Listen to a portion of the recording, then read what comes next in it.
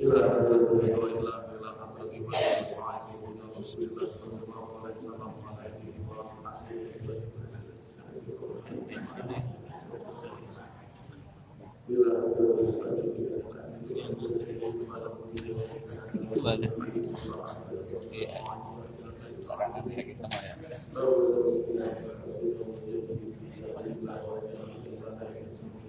Itu ada lebih naik ya.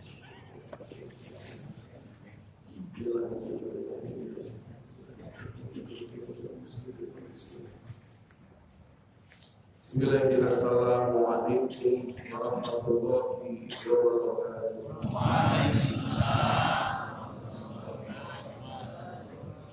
Alhamdulillah wassalatu wassalamu ala Rasulillah Sayyidina wa maulana Muhammad ibn Abdullah wa ala alihi wa sahbihi wa man tabi'ahu wa man Allahumma salli ala Sayyidina Muhammadin وعلى آله وأصحابه أجمعين أما بعد أعوذ بالله من الشيطان الرجيم بسم الله الرحمن الرحيم قالوا سبحانك لا علم لنا إلا ما علمتنا إنك أنت العليم الحكيم رب اشرح لي صدري ويسر لي أمري واحلل عقدة من لساني يفقهوا قولي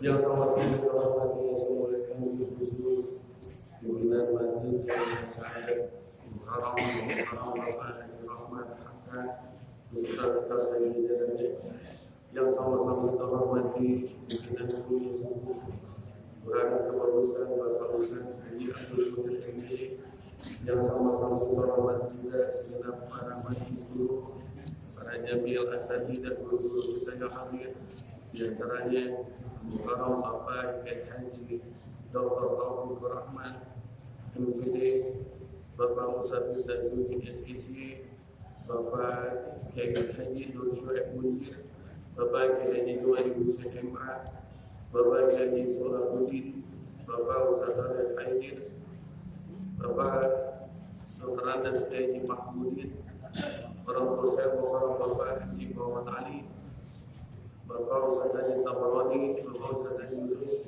Bapak Ustaz Haji Hasan dan seluruhnya para tokoh masyarakat, Bapak Haji Hasim Kedua, PKM Masjid dan Musola Surah Kerusan, Awi dan seluruhnya, mohon maaf yang namanya tidak sebutkan bersama-sama. Kita sahabat dan takdim saya. Di antaranya Ustaz Analazi dan kemudian guru saya Bapak Haji Muhammad Arif dan seluruhnya.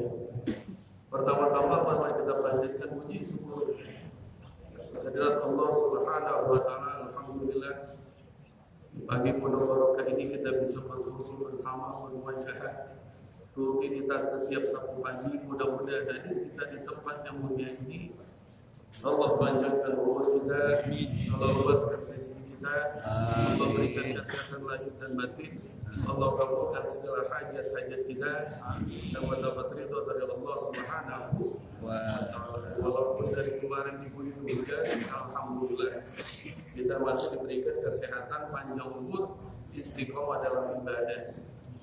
Salawat serta salam senantiasa tercurahkan kepada baginda Rasulullah SAW beserta keluarganya dan para sahabatnya serta pengikutnya hingga yaumil qiyamah. Bisalawat ila Rasulillah adani dan syafaat ala umur jami'ah. Bersalawat kepada baginda Rasulullah SAW pasti mendapat syafaatnya baik yang maupun akhirat. Bapak-bapak saudara sekalian, kita memasuki kitab Masalah Ibad, yaitu adalah maqalah yang ke-26. Maqalah sadisah wal 20. Adapun maqalah yang ke-26, Allah Ta'ala ila ba'dil anbiya'i alaihi salam man laqiyani bil mauti wa huwa yuhibbuni ay yushtaku ilayya wa yarghabu fi ma 'indi min thawabi adkhaluhu jannati. Bahwa Allah Ta'ala ila ba'dil anbiya'i alaihi salam, Allah Subhanahu wa ta'ala memberi wahyu kepada sebagian para nabi alaihi salam Man laqiyani bil mauti wa huwa yuhibbuni. Siapa saja manusia yang ingin bertemu dengan aku, manusia yang ingin menemuiku, bil mauti, tentulah pastilah dengan kematian. Kita kira-kira mau masuk surga apa enggak? Masih mau mati dulu. Nah, tunggu giliran panggilan. Bil mauti, yaitu adalah salah satunya sebabnya harus melalui jalur kematian menghadap Allah Subhanahu wa taala. Wa huwa yuhibbuni, bagi orang yang ingin menemui Allah Subhanahu wa taala dengan cara melalui kematian pastinya, wa huwa yuhibbuni, dan penuh rasa cinta kepada Allah Subhanahu wa taala. Ayushtaqu ilayya wa yarghabu fi ma 'indi min thawabi, merindukan Allah Subhanahu wa taala. Ayushtaqu ilayya, orang itu sangat merindukan aku, kata Allah. Wa yarghabu fi ma 'indi min thawabi, dan menyukai ganjaran pahala yang aku miliki. Adkhaltuhu jannati, maka akan aku masukkan ke dalam surgaku. Jadi yang pertama, siapa saja orang yang ingin menemui Allah dengan sebab rasa cinta yang luar biasa, adkhaltuhu jannati, maka Allah Subhanahu wa taala akan memasuki surganya Allah ma'as-sabiqin, bersama orang-orang yang telah ditetapkan masuk surga. Itulah baginda Nabi Muhammad Rasulullah sallallahu alaihi wasallam. Yang kedua, wa man laqiyani bil mauti wal halu wa huwa yukhafuni, siapa saja manusia yang ingin menemui aku dengan sebab kematian, wal halu wa yukhafuni, dan kemudian mereka orang itu bertemu dengan aku dengan rasa takut yang luar biasa, takut kepadaku, ayyakhafu adabi, takut terhadap adab siksa yang akan aku berikan, ajnabtu nari, maka akan aku jauhkan dirinya dari siksa api neraka. Yang ketiga, wa man laqiyani bil mauti wa huwa yastahi minni, siapa saja orang yang ingin menemui aku, tentunya pasti dengan cara melalui kematian, wa huwa yastahi minni, sebab rasa malu yang luar biasa kepada aku, bi an tanfudu nafsuhu min syai'in khawfan min 'iqabillahi ta'ala, min iqabillahi ta'ala lahu fihi. Bi an tanfudu nafsuhu, malu kepada Allah dengan mencegah hawa nafsunya, min syai'in, dari segala sesuatu yang buruk, khawfan min 'iqabillahi ta'ala, sebab takut terhadap azab siksa yang Allah berikan. Ansaitul hafadhata ay malaikatal ladina katabu a'malahum durubihi, maka akan aku hapus segala kesalahannya melalui malaikat hafadhah. Apa itu malaikat hafadhah? Ay malaikatal ladina katabu a'malahum, malaikat yang mencatat amal perbuatan, maka akan Allah hapus segala dosa-dosanya. Fadlan minallahi ta'ala alaihi, ini semua merupakan karunia yang Allah berikan terhadap orang yang memiliki rasa malu. Masyaallah muslimin rahimakumullah, bahwasanya pada saat ini, pada makalah ini ada 3 poin yang paling utama. Yang pertama itu adalah siapa saja manusia yang wafat kembali kepada Allah, penuh rasa cinta kepada Allah, maka jaminannya adalah surga.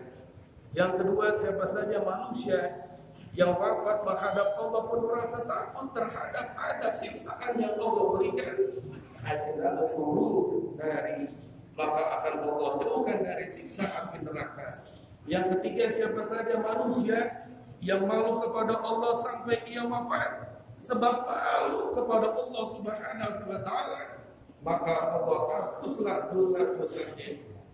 Artinya bahwa dalam ibadah itu, tingkatan ibadah yang paling tinggi pertama itu adalah cinta, yang kedua itu adalah rasa takut, dan yang paling dasar yang ketiga itu adalah rasa malu. Kenapa cinta itu paling tinggi? Sebab dengan rasa cinta yang paling tinggi, hadiahnya adalah surga dari Allah langsung. Seperti siapa? Terkhusus para nabi, terkhusus para rasul, terkhusus para wali, dan orang-orang soleh dan solihah yang istiqomah, yang penuh rasa cinta kepada Allah, jaminannya adalah surga. Sebagaimana Rabi'atul Adawiyah, ketika dalam suatu peristiwa suatu kisah dijelaskan, di tangan kanannya membawa air dan kirinya membawa api. Apa fungsinya? Ternyata suatu hal yang membingungkan. Sebab suatu ketika Rabi'atul Adawiyah ditanya, kenapa engkau membawa air dan salah satunya membawa obor? Aku ingin membakar neraka dan aku ingin membakar surga dan aku ingin menyiram neraka. Apa fungsinya? Orang takut masuk neraka sehingga ia ibadah. Jadi ibadahnya itu adalah takut dia itu masuk neraka. Satu lagi, orang itu ibadahnya rajin. Kenapa ibadahnya rajin? Rajin ibadahnya itu karena mengharapkan surga. Tapi kalau aku, kata Rabi'atul Adawiyah, bakar surga, menyiram neraka, aku ibadah khusus kepada Allah. Karena aku cinta kepada Allah dimanapun nanti, maka aku hanya bersandar kepada Allah, tidak mengharapkan surga dan tidak mengharapkan neraka. Maka derajat yang paling tinggi adalah cinta kepada Allah Subhanahu wa Ta'ala. Yang kedua, bagaimana Rasulullah SAW ibadah kakinya sampai bekas, sampai terkilir. Dan ditanya oleh Aisyah, ya Rasulullah, Allah telah mengampuni dosa-dosamu. Kenapa ketika tahajud baginda Rasul bengkak kakinya? Karena sebab cinta kepada Allah, walaupun dijamin masuk surga, ibadah Rasulullah kepada Allah luar biasa. Haji Ali sudah sampai 34 sampai 35 tahun ziarah tiap malam. Seminggu 4 kali 5 kali jalan jam 1 malam sampai subuh. Kenapa nggak bisa berhenti? Karena cinta. Sama, kita boleh subuh berjalan 40 tahun lebih. Kenapa kita nggak berhenti? Karena cinta. Jadi kalau sebab cinta nomor 1 luar biasa. Maka apa itu cinta? Cinta itu adalah al-mahabbatu samratul ma'rifah. Cinta itu adalah buah dari perkenalan. Kalau kita cinta kepada Allah, kita tahu siapa Allah, siapa Tuhan kita, apa firman-Nya, apa sifat-sifatnya, termasuk sifat 20, maka kita bisa cinta sama Allah. Maka ibadah yang paling tinggi yang pertama itu cinta. Yang kedua, ibadah itu yang kedua adalah rasa takut kepada Allah. Kenapa kalau kita punya rasa takut kepada Allah, belum sampai cinta, takut aja, maka Allah jauhkan diri kita dari siksa api neraka. Yang terakhir, kenapa kita memiliki rasa malu? Malunya kita kepada manusia dan malunya kepada Allah. Maka Allah hapus segala dosa-dosa kita. Terjadi kasus 318 triliun. Ngakunya kita cinta Allah, takut sama Allah, malu sama manusia, 318 triliun, ludes. Kiai kemarin siapa tuh KPU ketangkap, siapa namanya tuh? Enggak tahu. Nggak akan disebut namanya tuh. Kode etik jurnalistik, tapi namanya udah kesebar di mana-mana. Bahwa dibilang ketika khutbah, kurban itu untuk membuang namanya nafsu hewani, nafsu binatang. Tapi kenapa dalam khutbah Kiai itu ngomong, prakteknya asusila terjadi? Masya Allah. Kita ngaku, ya Allah, takut kita sama Allah, tapi kesehariannya dosa kita lakukan. Yang ketiga, kita malu sama Allah. Keluar dari masjid, dari rumah nggak mau, pernah pakai celana pendek. Giliran kotak amal hilang, motor pada hilang, Masya Allah. Inilah oknum-oknum tertentu yang menyebabkan bahwa kita malu.